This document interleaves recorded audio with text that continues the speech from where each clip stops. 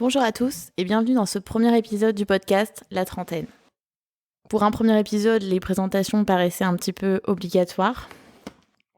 Qu'est-ce que vous dire de moi ? Donc, je m'appelle Caroline, j'ai 30 ans et on va pas se mentir, je suis plutôt carriériste et mon ambition fait partie de mes qualités.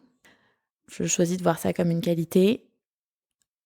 Mes autres qualités, je dirais que mes amis diraient que je suis plutôt optimiste, fidèle et loyale. La fille est en train de se lancer des fleurs à mort. Du coup, je voudrais quand même essayer d'équilibrer et de donner quelques défauts. Non, en fait, on va peut-être dire un peu égocentrique du coup. Et probablement un peu folle. Oui, ça, mais avec modération, et j'aime croire aussi que ça fait partie de mon charme. Qu'est-ce que vous dire un peu plus de moi de façon un peu plus sérieuse ? J'ai un premier doctorat pour tout ce qui est version carrière, qui m'a fait parcourir un petit peu la France, surtout sur les 5 dernières années, avec beaucoup de déménagements, accompagné bien sûr de mon animal de compagnie fidèle. Et à 30 ans, je me suis dit qu'un doctorat, ça suffisait pas, donc que j'allais en faire un deuxième. Et pour ça, partir à l'autre bout de la planète. Alors, je vous cache pas que c'est un choix qui est vraiment allé à contresens de ce qu'on attend d'une femme à 30 ans. Et ça a généré des questionnements, notamment avec ma famille, mes amis. Et on fera probablement un épisode dédié à ce sujet-là. Et donc, me voilà à l'autre bout de la planète, loin de ma famille, de mes amis, en train de faire un nouveau boulot. Et globalement, en moins de 6 mois, je perds brutalement mon animal de compagnie. Et quelques mois derrière, je me fais gentiment larguer par mon ex maintenant. Donc j'ai choisi d'appeler cette période le reset de ma vie, parce que comme je le disais, c'est mon côté optimiste qui voit le verre à moitié plein. On peut aussi choisir de le voir à moitié vide et d'appeler ça une bonne grosse bouffe. Et du coup, même si mes amis et ma famille ont été ultra présents, et si j'entends ce podcast, je suis une des filles les plus chanceuses de la planète, je suis extrêmement bien entourée. Mes amis sont fantastiques et ils ont vraiment fait tout ce qu'ils pouvaient pour m'aider, malgré la distance et le décalage horaire. Mais il se trouve qu'à 30 ans, les gens ont une vie et donc ils font pas tout comme ils veulent, ils font surtout comme ils peuvent. Et donc il y a des moments où je me sentais vraiment, vraiment quand même seule, et surtout tous mes amis n'ont pas pris fait les mêmes choix de vie que moi. Donc c'était pas forcément facile pour eux de comprendre les questions que ça générait chez moi. Et j'ai écouté pas mal de podcasts qui m'ont vraiment aidé, mais plus. On en reparlera, mais là j'ai en tête notamment le podcast Phoenix de Bérangère Krief et Marine Bausson. Enfin vraiment, elles m'ont fait pleurer de rire dans un moment où j'étais aussi en train de pleurer de tristesse à la phase où on a les yeux qui sont triplés de volume comme si on s'était fait boxer. Et le nez tout rouge. Cet océan de morve. Bref, tout ça pour dire que les podcasts m'ont beaucoup aidé à me sentir moins seule et à me sentir un peu plus comprise. Et en fait, je me suis dit, la majorité de ces gens, c'est des personnalités publiques ou des influenceurs, des influenceuses, dont finalement c'est le métier de mettre leur vie sous les projecteurs. Mais c'est aussi des gens qui, avec ça, ont un rythme de vie dans lequel je me retrouvais pas nécessairement, parce que moi je suis une fille complètement normale entre guillemets, et ma vie c'est vraiment métro, boulot, dodo. Si on enlève le facteur que j'ai beaucoup déménagé pour ma formation, je travaille du matin au soir, du lundi au vendredi, et j'ai 2 jours de week-end quoi. Donc c'est vrai que ces gens, quand ils parlaient de leur vie, il y avait une certaine flexibilité qu'ils ont que forcément je n'ai pas, malheureusement. Et aussi, certains podcasts, c'était vraiment des filles beaucoup plus jeunes. Enfin, beaucoup plus jeunes, pas tant plus jeunes que ça. Mais c'est vrai qu'à 25 ans, on se pose pas les mêmes questions qu'à 30.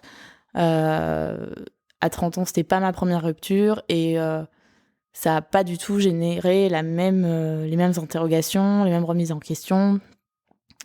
Donc forcément, je me retrouvais pas dans tout et je me suis dit: en fait, moi, ça m'a tellement aidée, si ça peut aider ne serait-ce qu'une autre personne, d'en faire un, fait par une fille, complètement, «normale» entre guillemets, je reviens sur ces guillemets. J'ai vraiment du mal a priori à dire que je suis normale. Bref, enfin une fille banale et aider, ne serait-ce qu'une personne à se sentir, moins seule, honnêtement, ça sera une victoire. J'ai absolument aucune ambition de devenir, influenceuse d'une quelconque manière. C'est d'ailleurs pour ça que les prénoms sont changés, pour protéger mon anonymat. Ça sera beaucoup plus simple pour ma vie personnelle. Globalement, dans ce podcast, qu'est-ce qu'on va aborder? Ma vie, voilà. Surtout, les questions, les doutes, mais aussi, les joies, les fiertés que du quotidien d'une fille qui gère les conséquences de finalement, positives et parfois négatives de son ambition, professionnelle. Enfin, vous allez très vite voir que je suis pas du tout une amie de la technologie. Donc, j'ai très, très peur du temps que ça va me prendre et du nombre d'échecs qu'il va y avoir pour monter le truc derrière, essayer de mettre le jingle. Bon, rien que ça, je me dis que c'est peut-être le moment où la technologie va peut-être enfin devenir mon amie. J'espère vraiment, sinon ça va être très, très compliqué.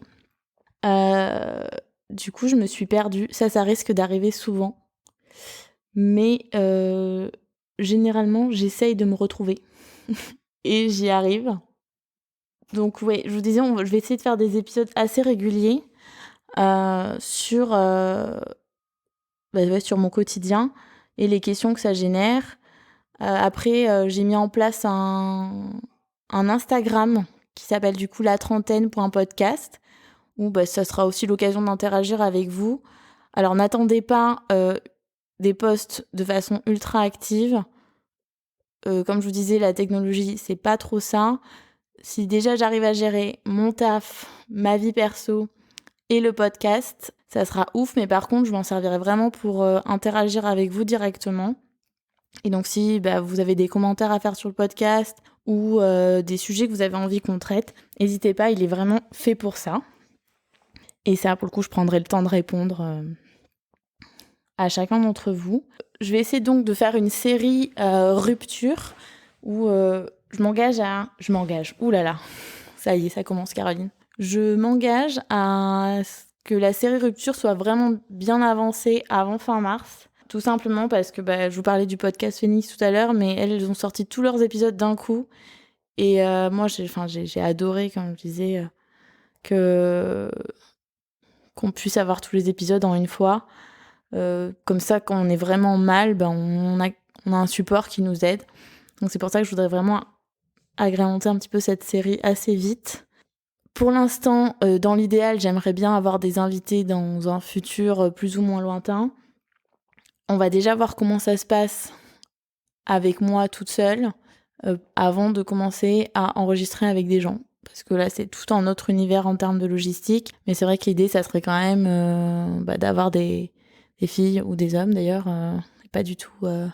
D'ailleurs, je suis en train de me dire, je m'exprime en fait comme une personne homme-femme, je crois qu'on dit cisgenre, hétéronormée. Voilà, c'est juste parce que je suis comme ça, mais après, il n'y a absolument aucune exclusion quelconque. Vraiment, tout le monde est bienvenu, peu importe comment vous vous identifiez. Et donc, je me suis reperdue avec ce petit aparté. Qu'est-ce que je disais ? Ah oui, les invités. Donc, voilà, l'idée, je me dis, c'est d'avoir d'autres points de vue, de gens qui ont fait des choix différents que les miens, ou alors qui ont fait parfois aussi les mêmes choix, mais qui se sont pas posé les mêmes questions. Et oui, mais bon, ça, c'est pas pour tout de suite. Déjà, je vais essayer de gérer l'histoire avec moi et moi-même, ce qui sera déjà pas mal. Donc, c'est parti. J'espère que ça vous plaira, que ça aidera, comme je disais, au moins une personne. En attendant, je vous embrasse, je vous dis à la prochaine et surtout, vous n'êtes pas seul.